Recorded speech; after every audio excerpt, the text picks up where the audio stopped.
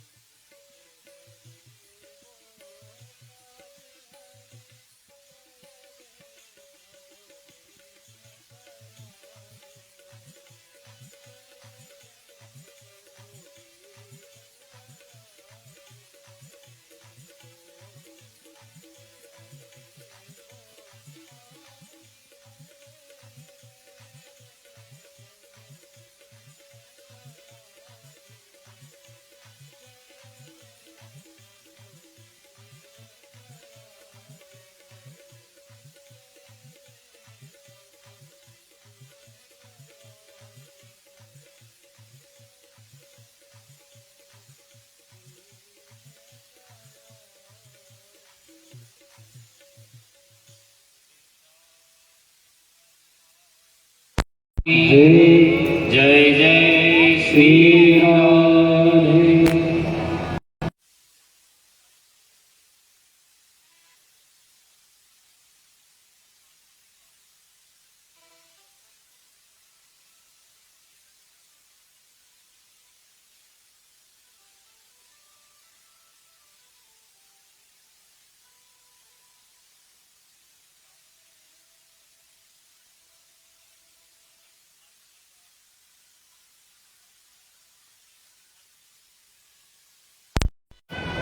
ऋषि पुत्र ने परीक्षित जी को श्राप दिया कि 7 दिवस के भीतर तक्षक नाग द्वारा तुम्हारी मृत्यु हो जाएगी।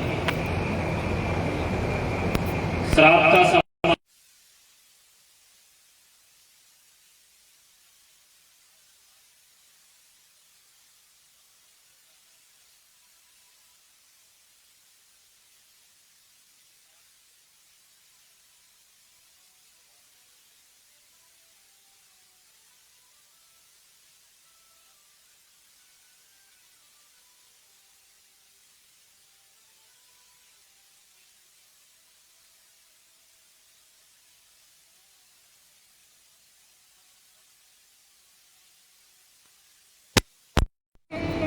मरण धर्मा व्यक्ति को क्या करना चाहिए?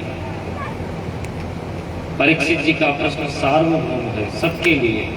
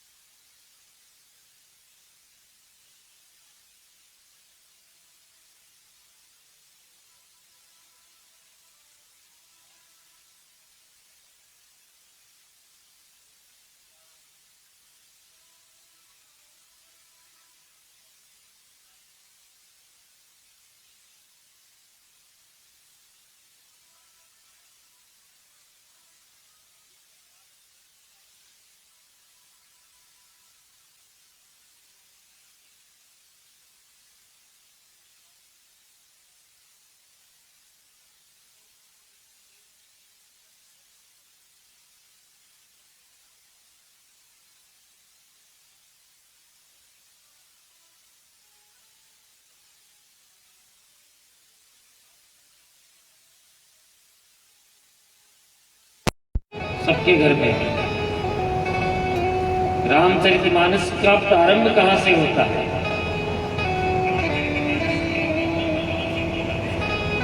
बालकांड का प्रथम श्लोक, वर्णानामर्थ संज्ञानाम रसानाम छंदसामपि मंगलानाम च कर्तारो वंदे वाणी विनायक। रामचरितमानस प्रारंभ होती है वकार से, व अक्षर से, और प्रथम श्लोक में ही 4 बार वकार आया है। छोटा व, बड़ा व आया है। और जब रामचरितमानस संपूर्ण होती है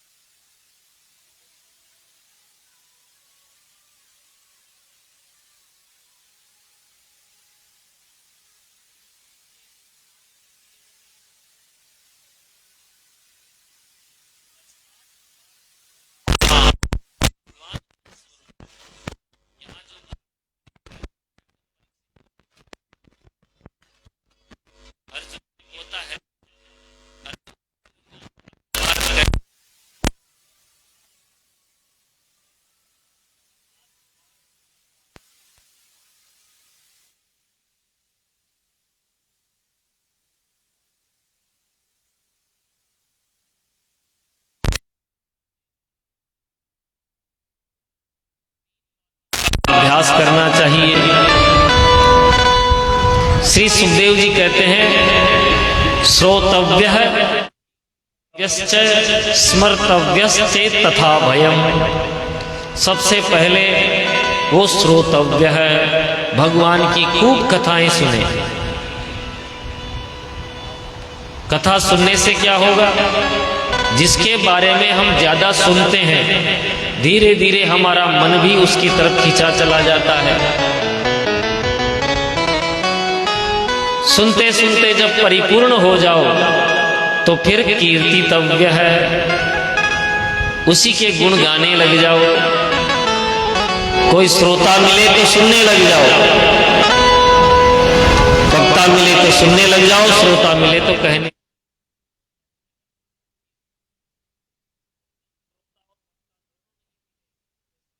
यह है नेत्र बंद करके भगवान की उन कथाओं का ध्यान करने लग जाओ। लेकिन कथा सुनने में भी मन ऐसे नहीं लगेगा। सर्वप्रथम 3 बातों का अभ्यास करना चाहिए। जितासनो, जितश्वासो, जितसंगो, जितेंद्रिय है। सबसे पहले जितासन बनो, आसन को जीतो। भजन करने की प्रथम सीढ़ी होती है एक आसन पर बैठकर भजन करना।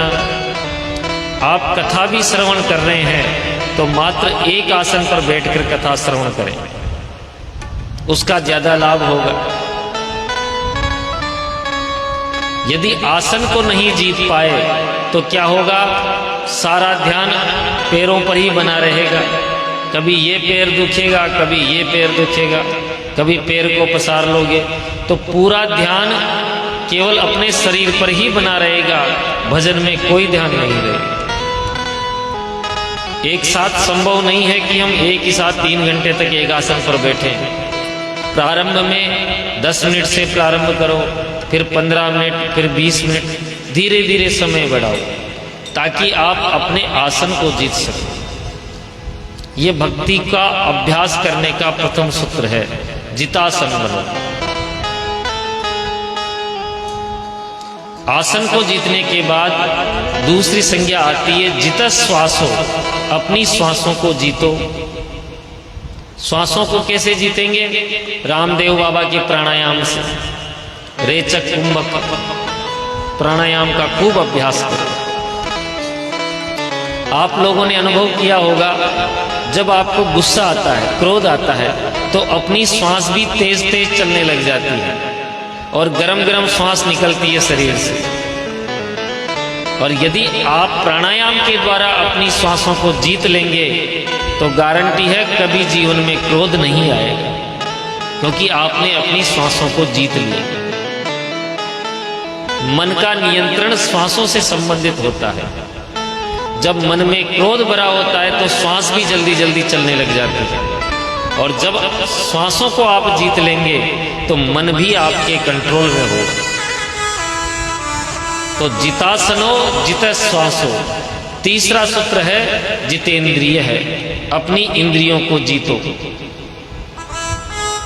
इंद्रियों के 10 घोड़े होते हैं, घोड़ों की लगाम अपने हाथ में नहीं रखोगे तो इधर उधर ले जाकर गड्ढे में गिरा देंगे। पैर कहते हैं चलो आज वहां घूम के आते हैं, हमारी जीभ कहती है आज तो बढ़िया बढ़िया माल खाएंगे, आंखें कहती है कि आज तो बढ़िया जगह घूम के आएंगे। तो ये शरीर की जो 10 इंद्रियां हैं, 5 कर्मेंद्रियां, 5 ज्ञानेंद्रियां, ये वही काम करे जो हम चाहें, हम वो नहीं करें जो ये चाहे। यानी घोड़े की लगाम आपके हाथ में होनी चाहिए। और चौथा सूत्र दिया है जित संगो, अपने संग को जीतो। देखो साथ अलग चीज होती है और संग अलग चीज होती है। साथ उसे कहते हैं जो कोई शरीर से साथ हो, और संग कहते हैं जो मन से साथ हो। मन से साथ रहने में क्या होगा? तो जिसके साथ आप मन से साथ हैं वैसे ही लक्षण आप में आने लग जाएंगे। जैसा करोगे संग वैसा बनेगा रंग, है मन भी वैसा ही हो जाएगा। तो संग सबसे अच्छा सत्संग का बताया है। सत्य कहते हैं भगवान को, सत्य सत्य कहा ना, सत्यम परम धीमहि। तो भगवान का संग करोगे तो भगवान जैसे लक्षण आने लग जाएंगे। आप लोगों ने अनुभव किया होगा, जो जिस देवता की पूजा करता है, सेवा करता है, वह धीरे धीरे उसी देवता के गुण उसमें प्रकट होने लग जाते हैं। हनुमान जी के पुजारी को देखो महाराज, वो भी बड़े बलिष्ठ होंगे, मोटे ताजे हनुमान जी की तरह। भोलेनाथ के पुजारी भी जो सेवा करते हैं, भोलेनाथ को इष्ट मानते हैं, वो भी भोले भंडारी हो जाते हैं थोड़े दिनों में। और जो शनि महाराज का सेवक है, रास्ते में खूब शनि महाराज के मंदिर आज तक अब तो खूब फल फूल रहे हैं, तो उनके पुजारी में और शनि महाराज में कोई फर्क नहीं रह जाता। हमने देखा है सांगानेर में खूब सारे शनि महाराज के मंदिर हैं, पुजारी भी शनि महाराज हो जाता है। क्यों? जिस देवता का यजन करोगे उस देवता के गुण आप में भी प्रकट होने लग जाएंगे। गोविंद की सेवा करते करते आपके चेहरे में भी गोविंद का आकर्षण प्रकट हो जाएगा। तो संग अच्छा होना चाहिए। जित संगो जितेंद्रिय है। श्री सुखदेव जी कहते हैं, राजन, इन 4 बातों का अभ्यास करने वाला व्यक्ति ही भक्ति के मार्ग पर आगे बढ़ पाता है। यदि आपने आसन नहीं जीता, माला फेरने बैठ गए, थोड़ी देर में ये पैर दुखेगा, तो माला में भगवान में ध्यान नहीं जाएगा, शरीर पर ध्यान जाएगा। इसलिए पहली सीढ़ी जितासन। उसके बाद जितश्वासो, क्रोध पर नियंत्रण आवश्यक है, मन पर नियंत्रण आवश्यक है। जित संगो जितेंद्रिय है। इसके बाद श्री सुखदेव जी कहते हैं, स्थूले भगवत रूपे मनः संदार यद्धियः।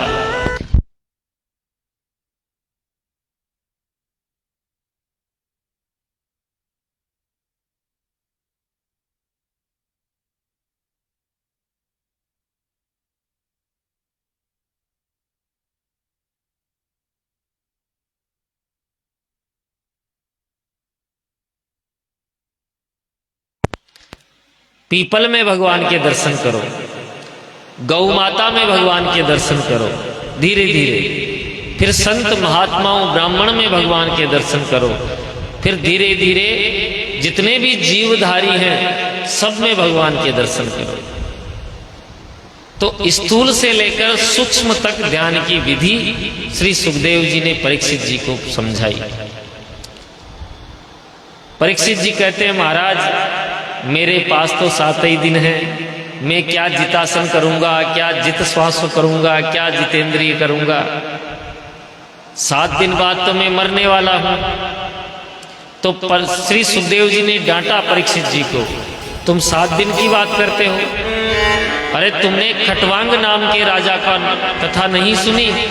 उसके जीवन की केवल 2 घड़ी शेष रही थी मृत्यु की, और उन 2 घड़ी में ही खटवांग ने मुक्ति पाली। तो परीक्षित, तुम्हारे पास तो 7 दिन है, तुम चिंता क्यों करते हो? 2 घड़ी में तुम्हारा मोक्ष हो जाएगा। ये सुनते ही परीक्षित जी प्रसन्न हो गए। ये डॉक्टर की विशेषता होती है महाराज। डॉक्टर के पास जाओ, कितनी बड़ी से बड़ी बीमारी हो, नाड़ी देख के बोलेगा छोटी सी बीमारी है, 2 खुराक में ठीक हो जाएगी। तो मरीज की आधी बीमारी तो वैसे ही ठीक हो जाती है। और कोई ऐसा डॉक्टर मिल जाए, अरे भैया लगता है तेरे को तो कोरोना हो गया है, अब तो केवल भगवान का ही आसरा है, दवाइयों के भरोसे मत रहे, तो वो नहीं मरता तो हार्ट अटैक से मर जाएगा। तो डॉक्टर की विशेषता होती है। तो श्री सुखदेव जी कहते हैं, परीक्षित 7 दिन तो खूब है, जब अंत में 2 घड़ी का समय शेष रहेगा तभी मैं तुम्हें मोक्ष दिला दूंगा, तुम्हारे पास तो 7 दिन है। प्रसन्न हो गए परीक्षित जी, बोले महाराज अब कोई चिंता की बात नहीं है, अब तो आप आराम से कथा श्रवण करवाइए। तब श्री सुखदेव जी महाराज ने क्रम मुक्ति और सद्यो मुक्ति का वर्णन किया। किस कामना के लिए किस देवता की उपासना करनी चाहिए। यदि अन्न की कामना है तो अन्नपूर्णा मैया की उपासना कीजिए। धन की कामना है तो भगवान शंकर की उपासना कीजिए। विवाह नहीं हो रहा है तो अप्सराओं की उपासना कीजिए। विवाह हो गया, पति पत्नी में नहीं बनती तो माता पार्वती की उपासना कीजिए। अलग अलग कामना के लिए अलग अलग देवता की उपासना की विधि बताई और अंत में कहा यदि किसी चीज की कामना नहीं है तो भगवान नारायण की उपासना कीजिए। परीक्षित जी बोले कि भगवान गुरुदेव क्या नारायण की उपासना से कुछ नहीं मिलता। तब श्री सुखदेव जी कहते हैं कि अकामः सर्व कामो वा मोक्ष काम उधार दी तीव्रेण भक्ति योगेन यजेत पुरुषम परम। कि व्यक्ति जैसे एक वृक्ष की जड़ में जल देता है तो संपूर्ण वृक्ष में वो जल पहुंच जाता है, वैसे ही अलग अलग कामना की उपासना के लिए आप एक एक देवता की उपासना करोगे और यदि मन में कोई कामना नहीं है, भगवान नारायण की उपासना करते हो तो सभी कामनाएं पूरी हो जाएगी। फिर जीवन में कोई कामना शेष ही नहीं बचेगी, क्योंकि पेड़ की जल में जल दोगे तो पूरे पेड़ में हरा भरा हो जाएगा।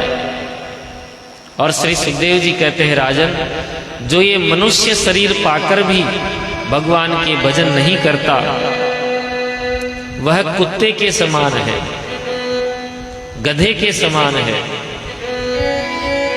ऊंट के समान है और ग्रामीण सूकर के समान है।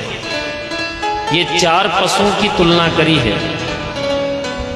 वो दिखने में तो मनुष्य है पर है वास्तविकता में ये चार जानवर। किस प्रकार?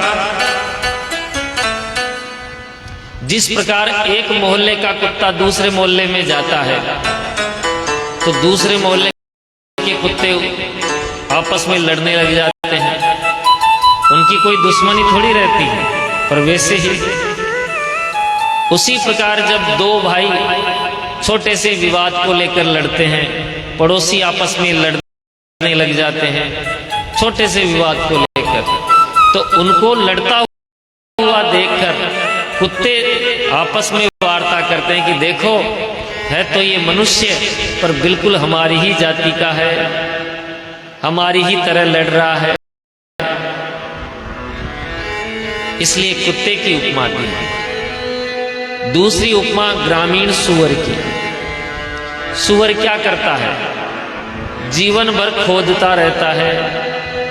वैसे ही कुछ लोग धन के लालच में पता नहीं कितनी जमीनें खोद देते हैं, यहां धन मिलेगा वहां धन मिलेगा, सूकर की तरह।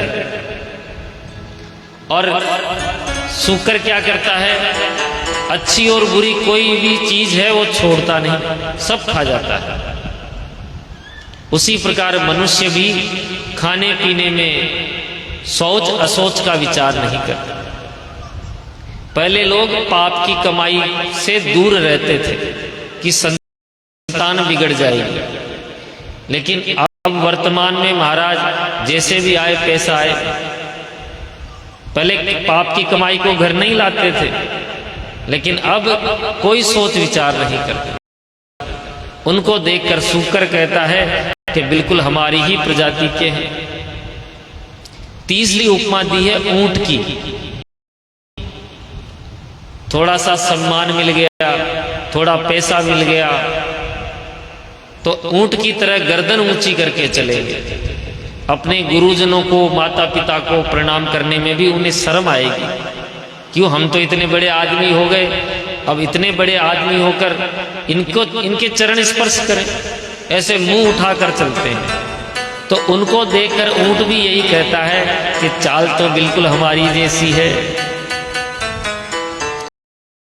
चौथी उपमा दी है गधे से। गधा क्या करता है?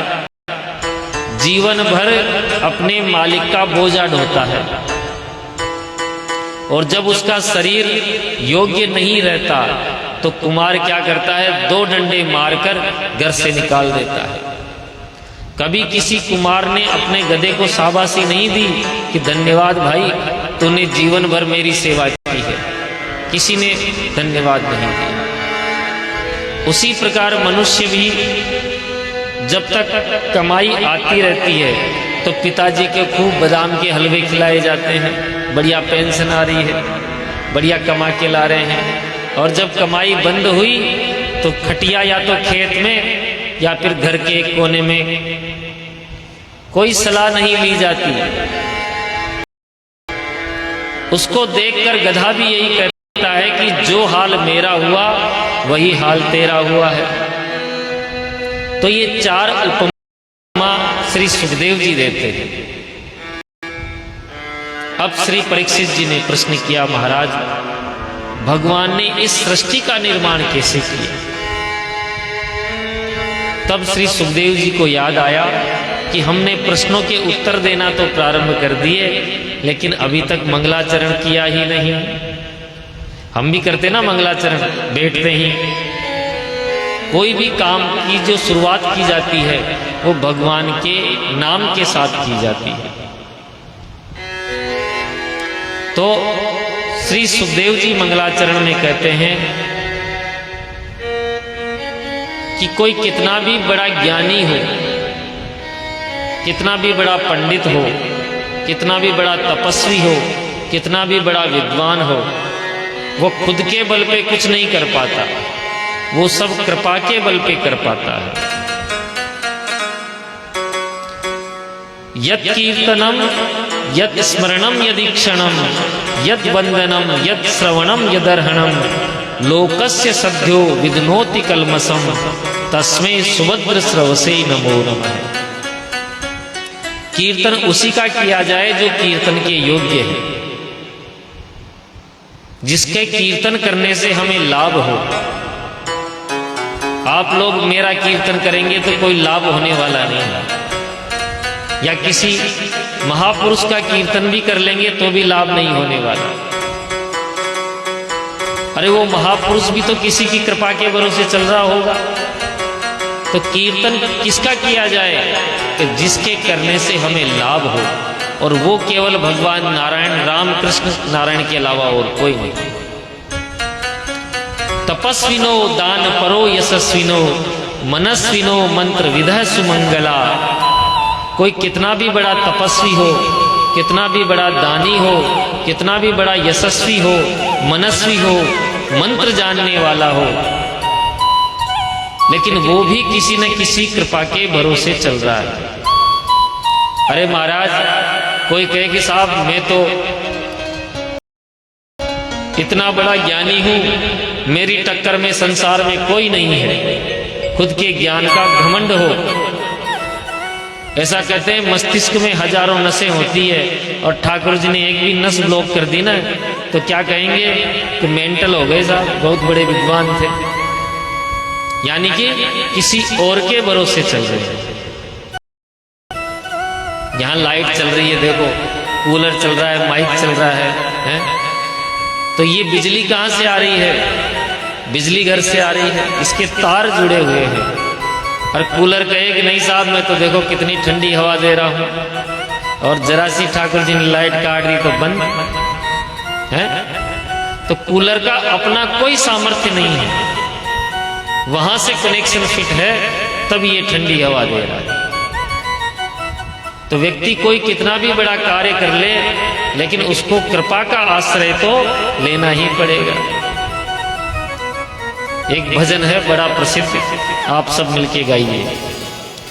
मेरा आपकी कृपा से सब काम हो रहा है, मेरा आपकी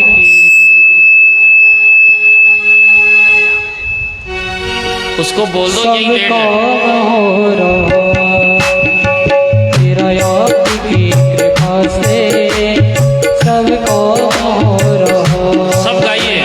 करते हो तुम कन्हैया, करते हो तुम कन्हैया, करते हो तुम कन्हैया, करते हो तुम कन्हैया,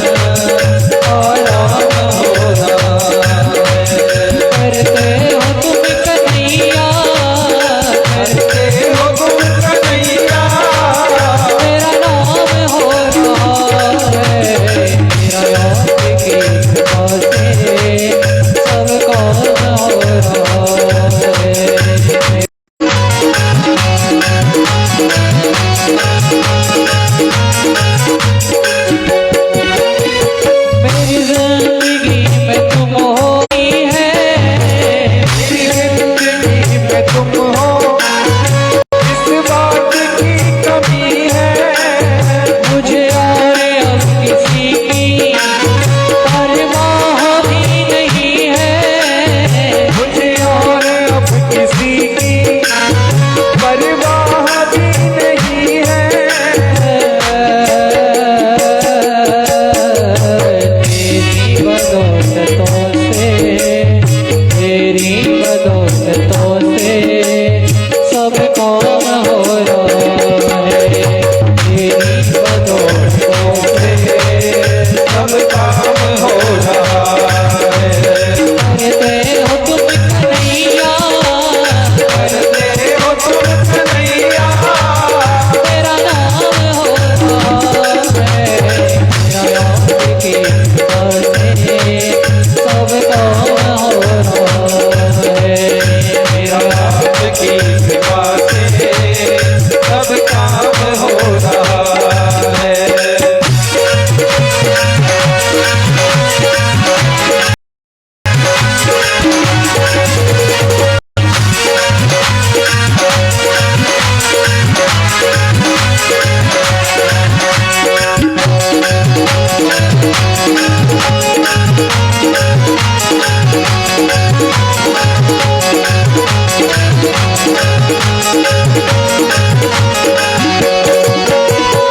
दुनिया में होंगे लाखों, तेरे जैसा कौन होगा।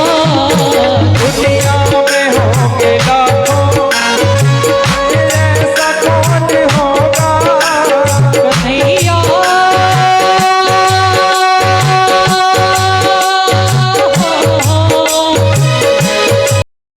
ओ मेरे प्यारे,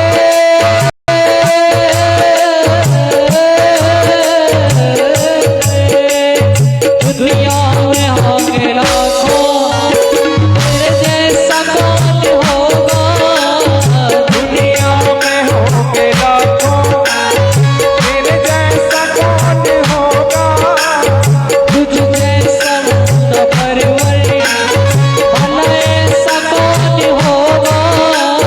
तुझ जैसा बंदा परवर, भला ऐसा कौन होगा।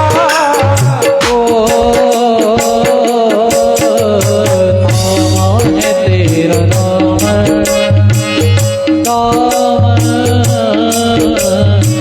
नाम है तेरा नाम, आराम हो रहा है। नाम है तेरा आराम हो रहा है। करते हो तुम कन्हैया, करते हो तुम कन्हैया, तेरा नाम हो रहा है। मेरा आपकी कृपा से सब काम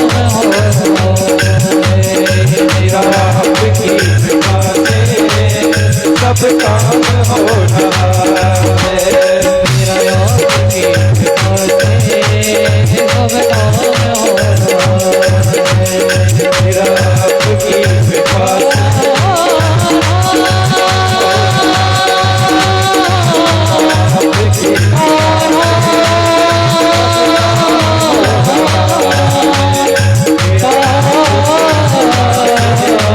सब काम हो रहा है। मेरा आपकी कृपा से आपकी बोली भक्तवत्सल भगवान की जय हो। जय जय श्री श्री राधे। श्री सुखदेव जी कहते हैं, राजन, जो कुछ भी कार्य हो रहा है वो केवल उसकी कृपा से ही संभव है। बिना कृपा का सहारा लिए हुए कोई भी कार्य संभव नहीं है। किरात हूणांध्र पुलिंद पुलकसः आभीर कंका यवना कसादयः ये नीच पापा यदुपाश्रयाश्रया शुद्ध्यन्ति तस्मै प्रभ विष्णवे नमः। किरात हो नीची जाति का, हूण हो, पुलिंद पुलकस हो, यवन हो,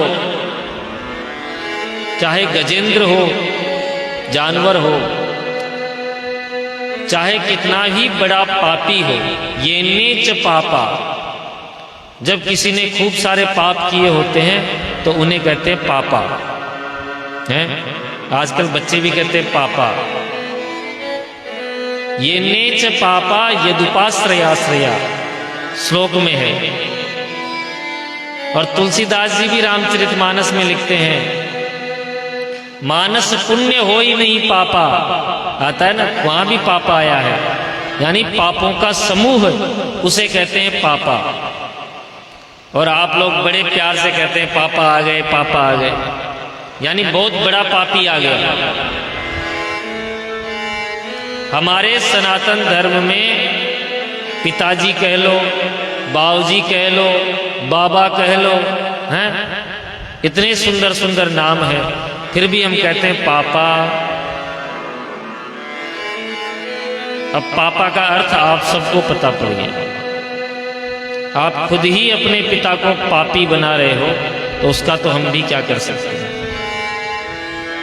प्रमाण है इस बात का, तुलसीदास जी ने लिखा है, मानस पुण्य हो ही नहीं पापा। और श्री सुखदेव जी कहते हैं, ये नीच पापा यदुपाश्रयाश्रया शुद्धंति तस्मे प्रभ विष्णवे नमः। कोई कितना भी बड़ा पापी हो, लेकिन वो यदि भगवान के चरणों में रत हो जाता है तो उसके पाप शुद्ध हो जाते हैं। नाम का सहारा लेना ही पड़ेगा। अब श्री सुखदेव जी उत्तर देते हैं। परीक्षित जी ने प्रश्न किया था ना कि प्रभु ने इस सृष्टि का निर्माण कैसे किया, तब श्री सुखदेव जी उत्तर देते हैं कि एक बार यही प्रश्न नारद जी ने अपने पिता ब्रह्मा जी से किया। अब ब्रह्मा जी बोल रहे हैं, नारद जी सुन रहे हैं, उधर सुखदेव जी बोल रहे हैं, परीक्षित जी सुन रहे हैं, और नैमिषारण्य में सूत जी बोल रहे हैं, और सोनक जी महाराज 88,000 ऋषियों के सहित सुन रहे हैं। 3 स्थानों पर कथा चल रही है एक साथ। नारद जी ने प्रश्न किया कि पिताजी, मैं जानता हूं कि ये सारी सृष्टि आपने बनाई है, तो ये आप आंखें बंद करके किसका ध्यान करते हैं?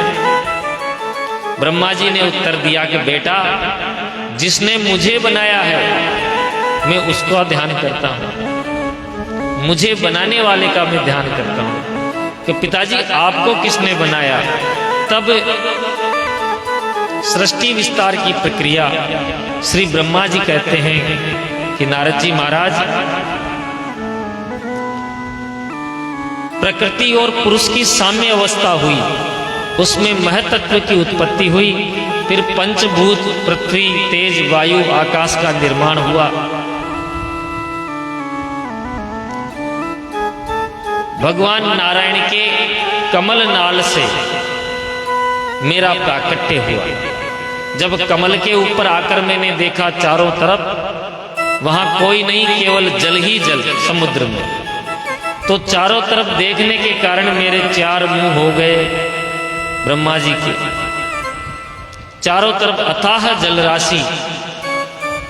फिर मैंने विचार किया कि जिस कमल नाल से मेरा जन्म हुआ है वो भी तो कहीं न कहीं टिकी होगी, आधार होगा। तो ब्रह्मा जी कमल नाल के भीतर पुनः घुस गए, लेकिन उसका कोई आधार नहीं मिला। वापस कमल पर आकर बैठ गए तो उन्हें 2 शब्द सुनाई दिए। स्पर्श शब्दों में 16वां और 21वां।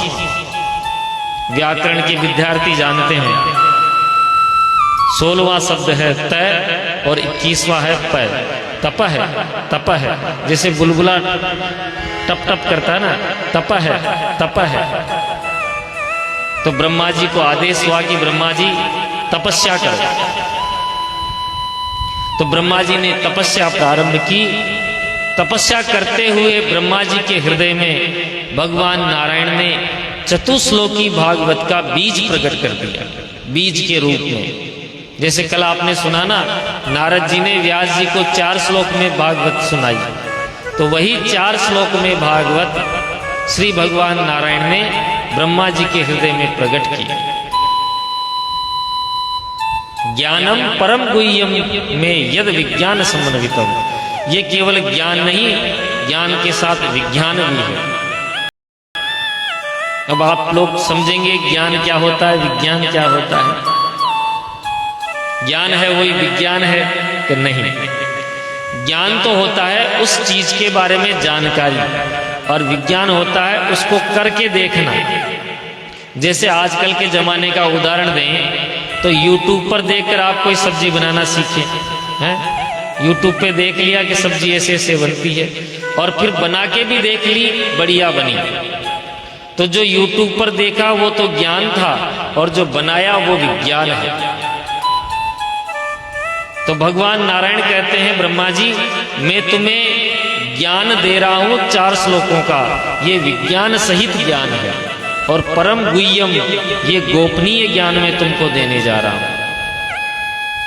4 श्लोक सुनाए, तत्व, माया, जगत और जिज्ञासु, इन चारों विषयों के बारे में बताया। जो इन 4 श्लोकों का नित्य पाठ करता है या श्रवण करता है, उसको संपूर्ण भागवत पाठ करने का फल प्राप्त हो जाता है। तो आइए 4 श्लोक हम श्रवण करते हैं। अहमेवास्मेवाग्रे नान्यत् सद सत्परम, पश्चादहं यदेतच्च यो वसिष्येत सोऽस्म्यहम्। ऋतेर्थं यत् प्रतीयेत न प्रतीयेत चात्मनि, तद्विद्यादात्मनो मायां यथा भासो यथा तमः।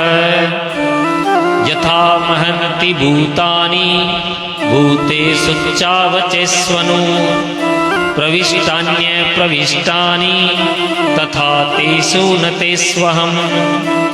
एतावदेव जिज्ञासं तत्त्वजिज्ञासुनात्मनः, अन्वयः व्यतिरेकाभ्यां यत् स्यात् सर्वत्र सर्वदा।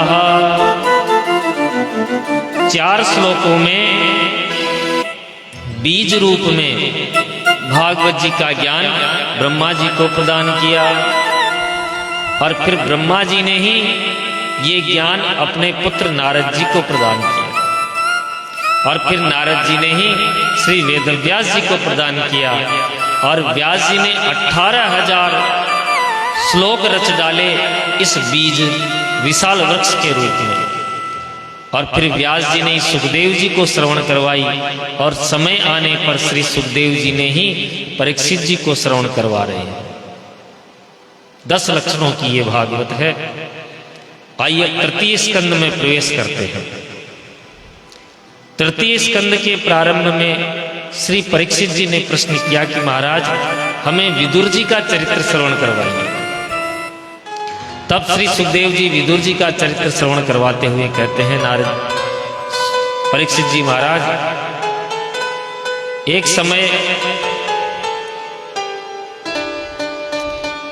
जब दुर्योधन ने विदुर जी को अपने राज्य से निष्कासित कर दिया था, तब अपने धनुष बाण दरवाजे पर रखकर परीक्षित जी तीर्थ यात्रा को चले गए। तीर्थ यात्रा में उद्धव जी से उनकी भेंट हो गई। जब उद्धव जी से भेंट भई तब विदुर जी ने कहा कि महाराज महाभारत के युद्ध का क्या हुआ, क्योंकि मैं तो उपस्थित नहीं था। तब विदुर जी कहते हैं कि महाभारत का युद्ध तो कब का पूरा हो चुका, पांडवों ने विजय भी प्राप्त कर ली, और भगवान श्री कृष्ण अपने परम धाम को भी चले गए। लेकिन विदुर जी आपके लिए भगवान ने एक संदेश दिया है। क्या संदेश? कि वो मैत्रेय ऋषि हरिद्वार में है, वो आपको संदेश सुनाएंगे। सुनते ही विदुर जी ने उद्धव जी को प्रणाम करके हरिद्वार की यात्रा की। मैत्रेय मुनि से भेंट हुई। तब विदुर जी की प्रशंसा श्री मैत्रेय मुनि ने की। मांडव्य सापात भगवान प्रजा संयमनो यमः, भ्रातु क्षेत्रे बुजिष्यायाम जातः सत्यवती सुतात। हे सत्यवती नंदन विदुर जी महाराज, आप साक्षात धर्म के अवतार हैं। महाभारत में श्री युधिष्ठिर जी भी धर्म के अवतार हैं और श्री विदुर जी भी धर्म के अवतार हैं। मांडव्य ऋषि का श्राप श्री धर्मराज को लगा था और उसी श्राप के कारण 2 जन्मों के लिए धर्मराज को मानव शरीर में आना पड़ा। भगवान ने कृपा करी, वो 2 जन्म एक ही साथ हो गए, एक तो विदुर जी के रूप में, एक युधिष्ठिर जी के रूप में।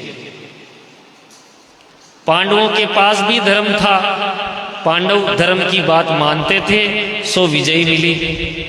कौरवों के पास भी धर्म था विदुर जी के रूप में, लेकिन वो विदुर जी की बात नहीं मानते थे। तो मैत्रेय जी ने विदुर जी की प्रशंसा की। तब विदुर जी ने सृष्टि विषयक प्रश्न किया कि महाराज, भगवान ने इस सृष्टि का निर्माण कैसे किया। अब देखो, चौथे श्रोता वक्ता और आ गए हैं। उधर सूत जी महाराज सुना रहे हैं शौनकादि ऋषियों को, फिर श्री सुखदेव जी श्रवण करवा रहे हैं परीक्षित को, फिर ब्रह्मा जी श्रवण करवा रहे हैं नारद जी को, और अब मैत्रेय विदुर संवाद के माध्यम से श्री मैत्रेय जी विदुर जी को श्रवण करवा रहे हैं। विदुर जी ने प्रश्न किया, महाराज भगवान ने ये सृष्टि कैसे बनाई। तब श्री मैत्रेय मुनि कहते हैं कि सृष्टि का प्रारंभ केवल ब्रह्मा जी से हुआ है। भगवान ने चतुश्लोकी भागवत के माध्यम से ब्रह्मा जी को आदेश दिया कि जाओ सृष्टि का विस्तार करो।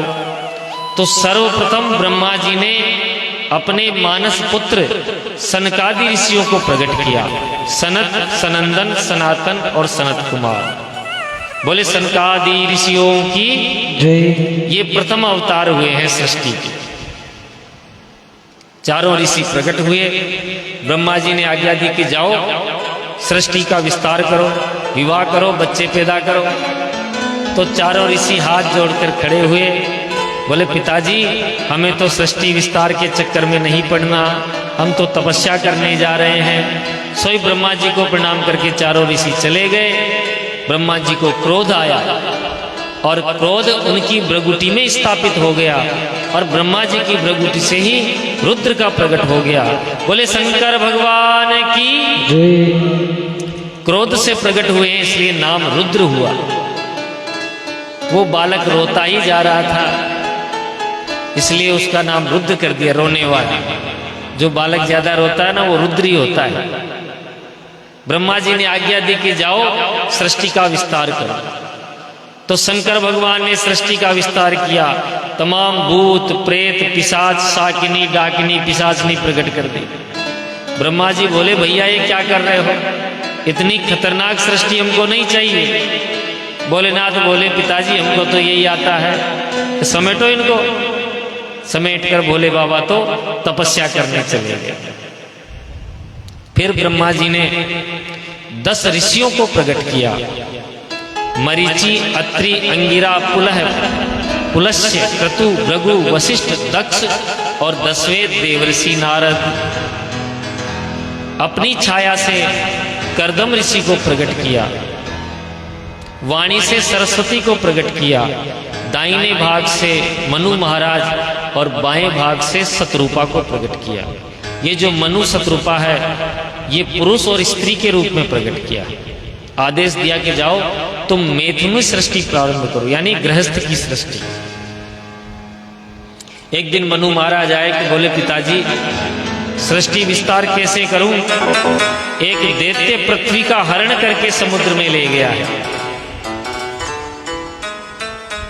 तो ब्रह्मा जी ने ध्यान लगाया और ध्यान लगाते ही छींक आई जोर से, तो उनके नासिका रंध्र से वराह भगवान का प्राकट्य हुआ। बोले वराह भगवान की।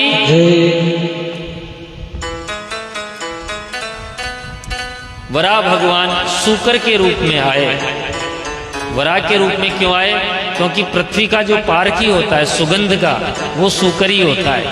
उसको पता है कौन सी वस्तु कहाँ छिपी है। तो वराह भगवान पृथ्वी को खोजते खोजते समुद्र में पहुंचे। जो हिरण्याक्ष नामक दैत्य हरण करके ले गया था, भगवान ने पृथ्वी का हरण करके अपने स्थान पर स्थापित किया। पीछे पीछे हिरण्याक्ष भी आया, भगवान को युद्ध में ललकारा और भगवान वराह ने हिरण्याक्ष नामक दैत्य का वध किया। बोले भक्तवत्सल भगवान की। विदुर जी ने प्रश्न किया, महाराज ये हिरण्याक्ष नामक दैत्य कौन था, इसका परिचय तो दीजिए। तब श्री मैत्रेय जी कहते हैं, राजन देव कश्यप जी की पत्नी दिति, इनके दैत्य प्रकट हुए हैं। तो एक बार दिति ने सायंकाल के समय प्रणय निवेदन किया। कश्यप जी ने मना किया कि देवी शाम के समय गर्भ धारण करना उचित नहीं है, क्योंकि संध्या का जो समय होता है ऐसा घोर तमा वेला घोराणाम घोर दर्शनम चरंती यश्याम भूतानी भूते सानुचराणी है। सब देवताओं का अपना अपना समय होता है। शाम का समय भोलेनाथ का होता है, प्रदोष काल। उस समय कुछ कार्य निषेध होते हैं, जैसे छोटे बच्चे पढ़ाई नहीं कर सकते। हम छोटे थे ना तो शाम की दिया बत्ती की टाइम पे पढ़ने नहीं देते थे घर वाले, इस समय नहीं पढ़ते हैं, ये खेलने कूदने का समय है। लेकिन आजकल समय विपरीत आ गया, जितने भी बच्चों की ट्यूशन लगती है वो सब शाम के समय लगती है, इसलिए जो पढ़ाई लिखाई की जाती है वो सब भूल भाल जाते हैं।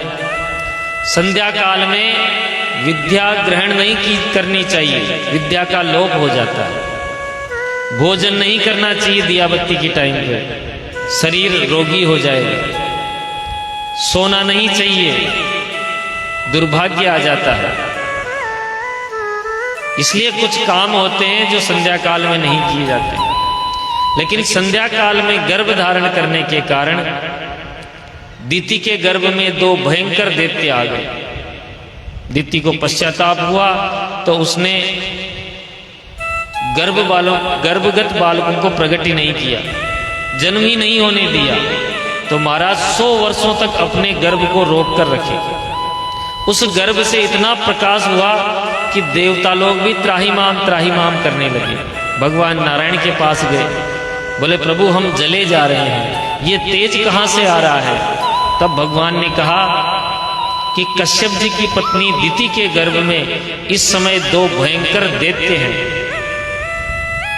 उन्हीं के प्रकाश से तुम सब जल रहे हो, पर चिंता मत करो, उनका अंत नजदीक ही है। तो वो जो दैत्य हुए, एक हिरण्यकश्यप और हिरण्याक्ष। हिरण्याक्ष बड़ा बलशाली,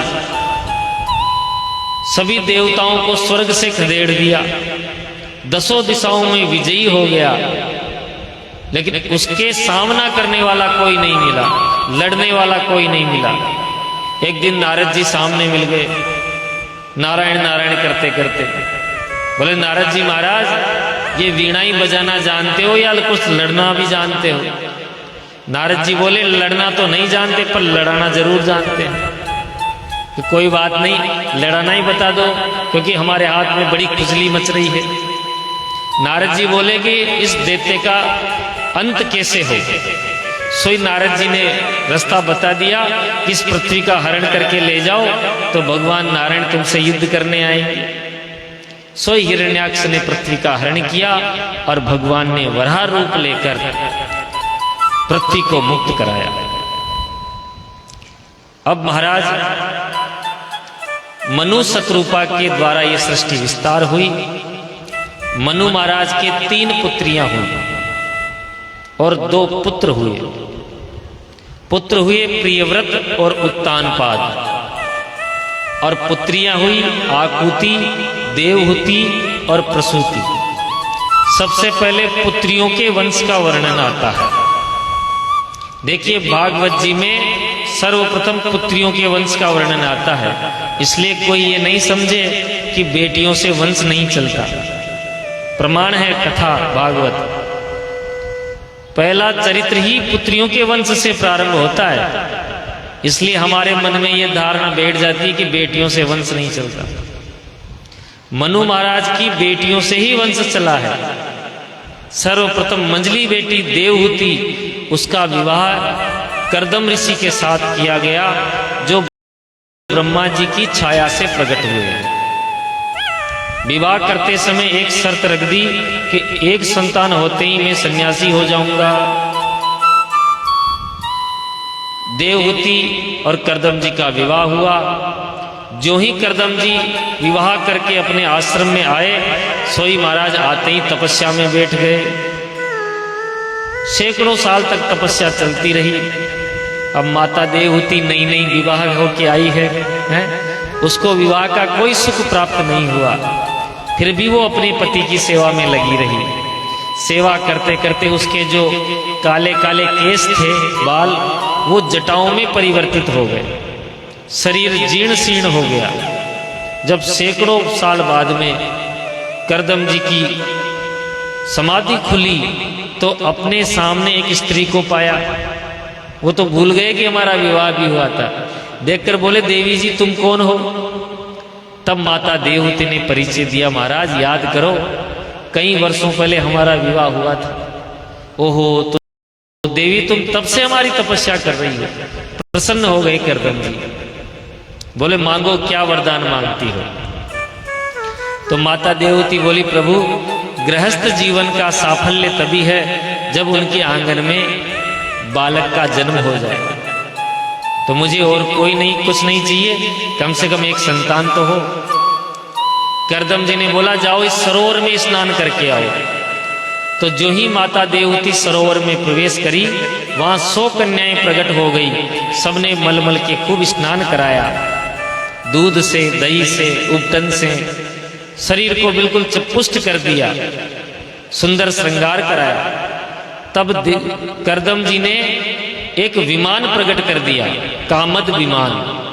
और विमान ऐसा महाराज, सारी सुख सुविधाएं उस विमान के अंदर, न डीजल लगे न पेट्रोल, मन से चलने वाला कामद विमान। दोनों पति पत्नी सवार हुए, खूब भ्रमण किया।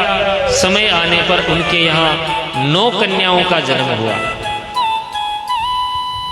अब करदम जी बोले, देवी हमने कहा था कि संतान होते ही हम जंगल में चले जाएंगे तपस्या करने।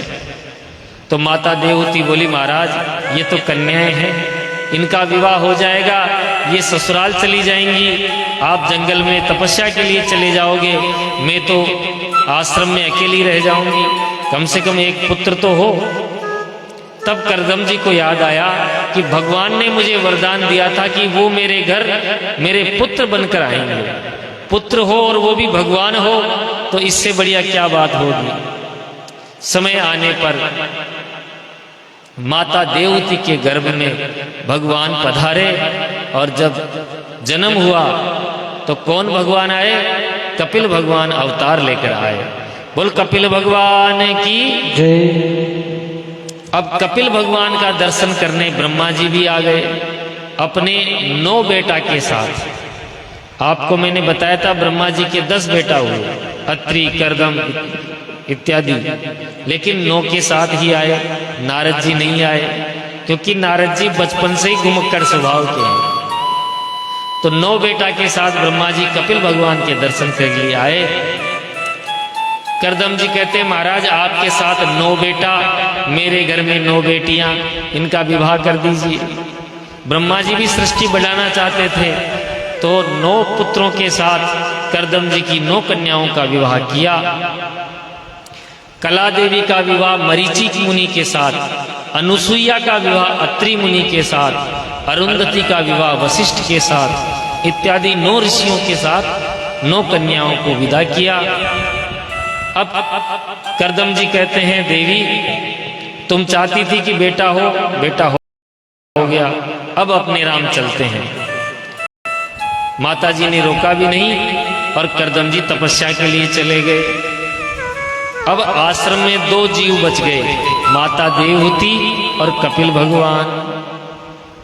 तो कपिल भगवान तो अपनी पाठ पूजा में ही बिजी रहते। एक दिन माता देवहूति ने पूछा कि बेटा मैंने सुना है कि तू भगवान है। देखो माताओं को विश्वास नहीं होता है। यशोदा मैया को कहाँ विश्वास हुआ था, वो तो अंत तक ही अपने छोटा सा कन्हैया ही मानती थी, वो भगवान नहीं मानती। तो माता देवहूति कहती है, बेटा मैंने सुना है कि तू भगवान है, तो मेरी एक संशय का नाश करो। जितना सुख मैंने भोगा है उतना सुख शायद किसी ने नहीं भोगा होगा। चक्रवर्ती सम्राट मनु जी की मैं पुत्री हूं। अपने पीहर में मैंने खूब सुख भोगा है। और जब मेरा ब्याह हुआ तो मेरा ब्याह कर्दम ऋषि के साथ हुआ, जो ब्रह्मा जी के पुत्र हैं, श्रेष्ठ हैं।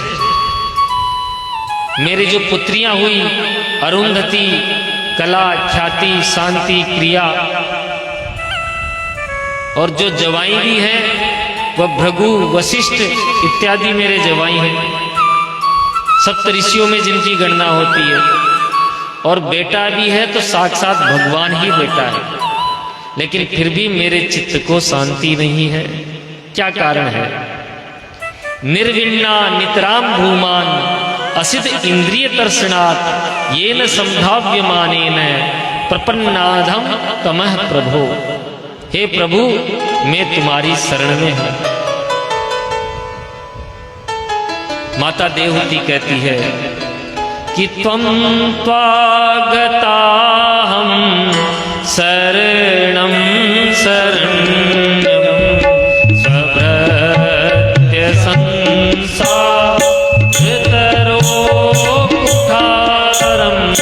त्वं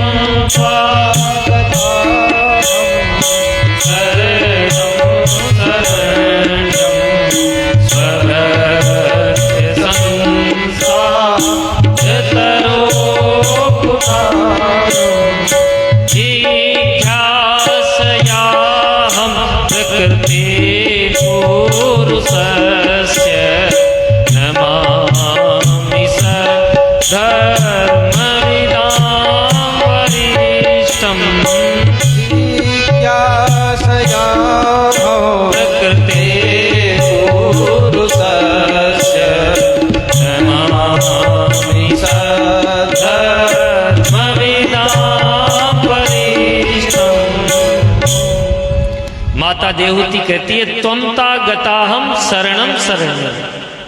मैं आज तुमको अपना बेटा नहीं मान रही। हे प्रभु, मैं तुम्हारी शरण में हूं। नमामि सद्धर्म विदाम वरिष्ठम। हे सभी धर्मों में वरिष्ठ, मैं आपको प्रणाम कर रही हूं। यहां से 8 अध्यायों में कपिल देवहूति संवाद के माध्यम से भगवान ने सांख्य धर्म का उपदेश माता देवहूति को दिया है। सांख्य धर्म का श्री कपिल भगवान कहते हैं, माता जी, आपके मन को इसलिए शांति नहीं है कि आपने अपना मन संसार की तरफ लगा रखा है। देखो, एक ही चाबी से ताला बंद भी होता है और ताला खुल भी जाता है। कोई अलग अलग चाबी नहीं होती है कि एक चाबी से बंद करो या एक चाबी से खोलो। ये मन ही संसार में बांधने का कारण है और मन ही खुलने का साधन है। मन को संसार की तरफ लगा लो तो संसार में लग जाएगा, और मन को भगवान की तरफ लगा लो तो भगवान की तरफ लग जाएगा। अरे आपके पास मन तो एक ही है ना, मन दो थोड़ी है। जब उद्धव जी गोपियों को समझाने आए कि गोपियां कहती कि ब्रह्म की तरफ ध्यान लगाओ, तो गोपियां क्या कहती है? ऊधो मन न भये 10-20, एक हतो सो गयो श्याम संग, अब को आराधे ईश। ऊधो मन न भये 10-20। तो मन तो एक ही है, इसको संसार की तरफ लगाओगे तो संसार में लग जाएगा, और भगवान की तरफ लगाओगे तो भगवान में लग जाएगा। तो कपिल भगवान कहते हैं, माता जी, ये मन ही बंधन और मुक्ति का कारण है। माता देवहूति बोली, बेटा, मैं भी खूब चाहती हूं कि मेरा मन भगवान में लगे, पर ये मन ही तो नहीं लग रहा है। तो भगवान बोले, माता जी, खुद का मन नहीं लग रहा है तो कोई बात नहीं, जिनका मन लगा हुआ है उनका संग कर लो। अरे ऐसे भगवान के प्राण प्यारे भक्तों का संग कर लो जिनका मन ऑलरेडी लगा हुआ है। अरे मैंने आपको बताया खंबे में करंट है? कल बताया था, परसों बताया था। तो खुद नहीं पकड़ सको तो जो करंट लगे हुए उनको पकड़ दो। तो जिनका मन भगवान में लगा हुआ है उनका संग करो, संतों का संग करो।